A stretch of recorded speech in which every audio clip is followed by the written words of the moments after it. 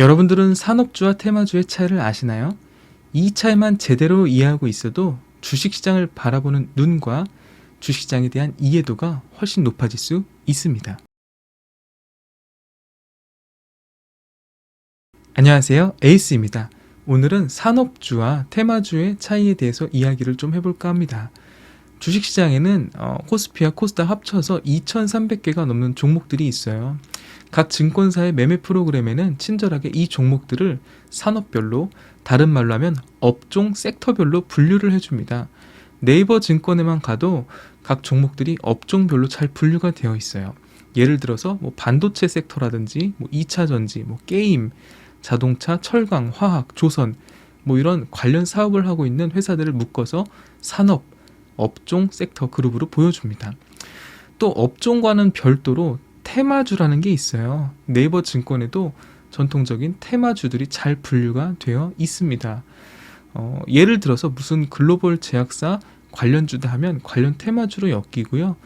작년, 재작년으로 거슬러 올라가면 아주 많은 테마주들이 있었는데 애국 테마주다, 극일 테마주, 대북 테마, 또는 아프리카 돼지열병 관련 테마주들도 있었고요. 관련된 테마주들이 워낙 많이 있었죠. 이 산업 업종과 테마의 차이를 잘 이해하고 있어야 좋은 매매를 할 수가 있는데요. 오늘은 이 업종이라고 불리는 섹터와 테마라고 불리는 섹터의 차이에 대해서 알아보고 이것을 아는 게 왜 중요한지도 설명을 드릴게요. 이 산업, 업종 섹터와 테마주 섹터는 몇 가지 차이가 나는데요. 첫 번째 큰 차이는 뭐냐면 바로 연관성이라는 것입니다. 우리나라의 대표적인 테마주 빼놓을 수 없는 게 정치 테마주가 있죠. 정치 인맥주라고도 부르는데요. 각 시기에 가장 핫한 정치인과 연관된 종목들이 상식을 뛰어넘는 엄청난 상승과 하락이 나오는 것을 볼 수가 있습니다. 최근에는 우리 안철수 서울시장 후보 등록을 하면서 안철수 관련주가 급등을 했었고요. 또 대선 후보 지지율 1위를 기록하고 있는 이재명 경기도지사라든지 윤석열 검찰총장 같은 경우도 관련주들이 많이 나왔죠. 또 조금 거슬러 올라가면 과거에 이낙연, 홍정욱 테마주, 더 과거로 가면 황교안, 유시민, 반기문까지 각종 정치 인물과 관련된 테마주들이 엮여 있습니다. 근데 사실 이런 종목들은 그 특정 정치인들과 연관성이 전혀 없습니다. 물론 같은 출신 학교 동문이라더라, 가족 중에 누가 그 회사 관계자더라, 또는 어떤 경우에는 그 대표가 그 정치인이 그 회사의 사회 이사라더라, 이런 식으로 엮으려고 하는데 그 소문들이 그것들이 다 객관적인 사실 팩트라고 하더라도 그 팩트가 회사의 가치나 실적에 어떤 영향을 주지 않는다라는 것이죠. 연관성이 없다라는 얘기입니다. 거기 같은 동문이면 어쩔 건데요. 같은 지역 출신이고 같은 지역에 있으면 어쩔 건데 그게 회사의 가치를 높여주나요? 그런 게 아니잖아요. 그냥 엮어서 올라가는 거거든요. 대북주라든지 예전에 애국 테마, 극일 테마로 유행했던 종목들도 사실 자세히 뜯어서 보면 연관성이 떨어지는 종목들이 상당히 많이 테마주로 엮여 있는 것을 알 수가 있어요. 테마주라는 것은 기본적으로 실적이나 연관성보다는 스토리가 가미된 것입니다. 스토리가 끼워 맞춰진 거예요. 누군가가 이야기를 그럴듯하게 꾸며내서 테마를 형성한 것이죠. 기업 본연의 가치와는 전혀 무관한 스토리가 가미된 것입니다.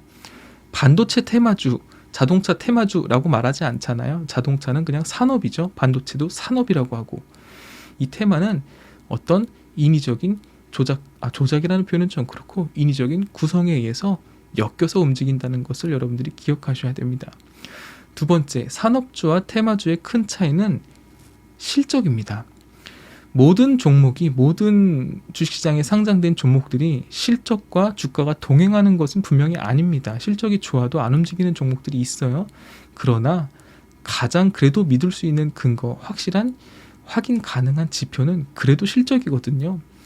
근데 테마주는 그런 게 없어요. 실적이 좋든 안 좋든 그냥 엮이면 무섭게 올라갑니다. 이게 상식적으로 논리적으로 설명이 안 되거든요. 애초에 테마주라는 것은 논리나 이성으로 움직이는 게 아니라 아까 말씀드렸던 그 스토리로 엮여서 움직이는 경향이 커요. 예전 반기문 테마주였던 보성 파워텍 같은 종목들 차트 한번 보세요. 이게 상식적으로 논리와 이성적으로 설명이 되지 않는 움직임이 나옵니다. 오를 때도 내릴 때도 논리나 근거가 있어야 어느 정도 심리적인 지지선이라든지 이런 것들이 형성이 되는데 테마주들은 그게 없어요. 급등락이 너무 심하니까 매수해놓고도 수익 중이어도 불안해서 계속 보게 되는 것이죠. 그러나 산업주들, 업종 섹터들은 그렇지 않습니다. 어느 정도의 상식과 논리적인 선에서 움직여요. 물론 산업에도 프리미엄이 붙으면 예를 들어 2차전지 배터리라든지 테슬라 또는 비메모리 이런 프리미엄들이 붙으면 엄청나게 급등하는 경우도 있긴 하지만 그래도 근거 없는 비상식적인 움직임은 적다라는 얘기죠. 그러면 이 산업주와 테마주를 구분하는 게 왜 중요한지를 말씀드릴게요. 기본적으로 시장이 좋을 때는 산업이 움직입니다. 그러나 시장이 좋지 않을 때는 테마주가 고개를 들어요. 이건 조금만 생각해보면 금방 이해가 되실 거예요. 시장이 좋을 때는 예를 들어서 반도체나 2차전지, 자동차, 철강, 화학 이런 산업 중심으로 시세가 나오게 되어 있습니다. 왜냐하면 시장이 좋다는 이야기는 시장에 돈이 들어온다는 이야기죠. 시장을 상승시킬 정도의 돈이면 푼돈이 아니라 메이저들의 큰 수급이거든요. 그 큰 수급이 시총도 작고 별 볼 일 없는 실적도 안 좋은 종목들을 사들일까요?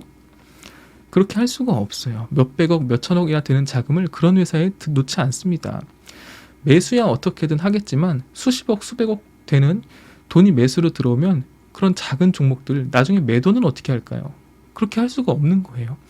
그러니까 시장이 좋을 때는 그 큰 수급과 매수세가 산업 중심으로 들어오게 되어 있습니다. 이건 당연한 거예요. 반대로 시장이 안 좋을 땐 메이저들도 어디에 수급을 넣어야 될지, 어디에 돈을 써야 될지, 어디에 투자를 해야 될지 갈팡질팡하겠죠. 메이저들도 눈치를 봅니다. 매수가 세게 안 들어와요. 그러니까 시총이 작고 이슈에 움직이는 테마줄들이 들끓게 되는 것이죠.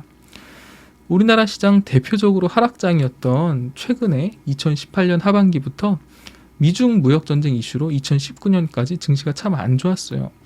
이때는 거의 테마주 전성시대였죠. 각종 산업과 섹터주들이 약세를 띠고 온갖 별 테마주들이 다 등장했었습니다. 그런데 이 테마주 매매의 맛을 들이면 안 되는 이유가 시장이 그렇게 하락을 멈추고 다시 상승장이 오겠죠. 그때 이 테마주들은 다 죽는다라는 거예요.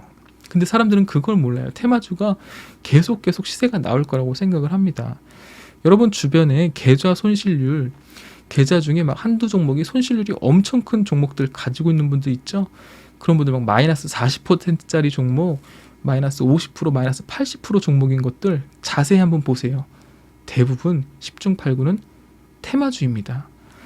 테마주는 물리고 나서 버티면 본전은 오겠지라고 생각하시는데 테마주 물려버리면 영원히 본전이 안 올 수도 있어요. 왜냐하면 다음에 그 테마가 시장의 주목을 받기 전까지 계속 물려있게 되고요.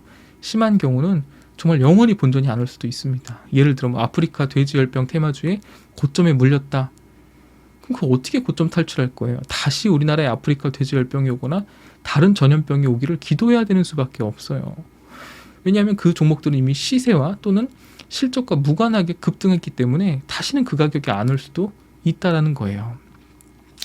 산업과 업종 종목들은 기본적으로 실적을 바탕으로 움직이기 때문에 매수 매도에 근거가 있어요. 자를 땐 자를 수 있고 기다릴 땐 기다릴 수 있는 근거가 있거든요. 근데 테마주는 그게 안 된다는 것이죠.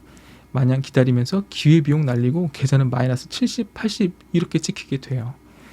그래서 테마주 매매는 시장이 안 좋은 하락장에 소액만 가지고 해야 한다라는 것이죠. 물론 저도 해봐서 알지만 테마주 매매가 짜릿한 스릴과 재미는 있을 수 있습니다.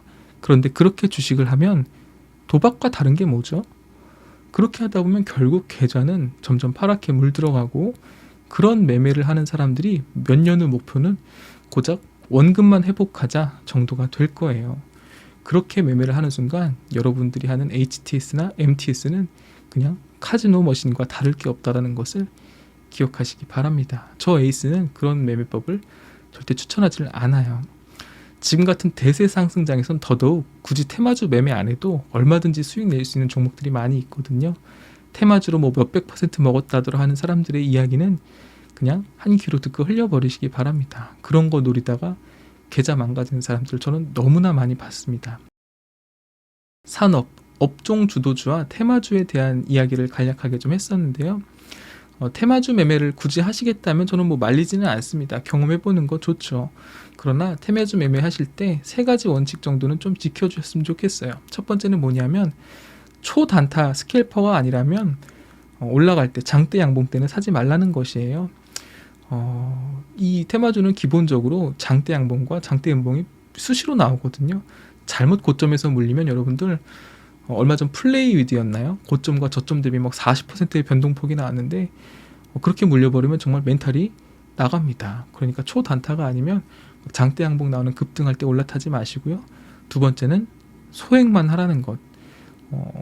20-30% 마이너스가 나도 데미지가 없을 정도의 소액만 하시길 바라고요.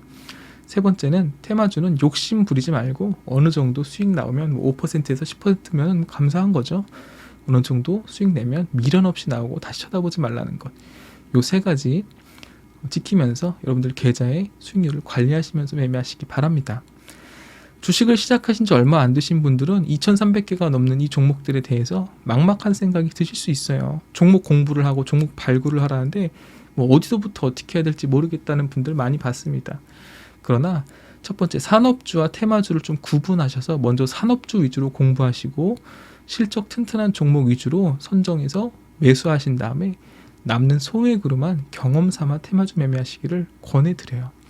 결국 테마주를 매매한다는 것은 빠른 시일 내에 급등해서 그런 근 수익을 찾겠다는 건데 욕심이 앞선 거거든요. 욕심에 따라 움직이는 매매는 그 끝이 결코 행복할 수 없다는 것을 기억하시기 바랍니다. 그래서 산업주와 테마주를 잘 구분하시면서 매매해 보시는 여러분들이 되길 바라요.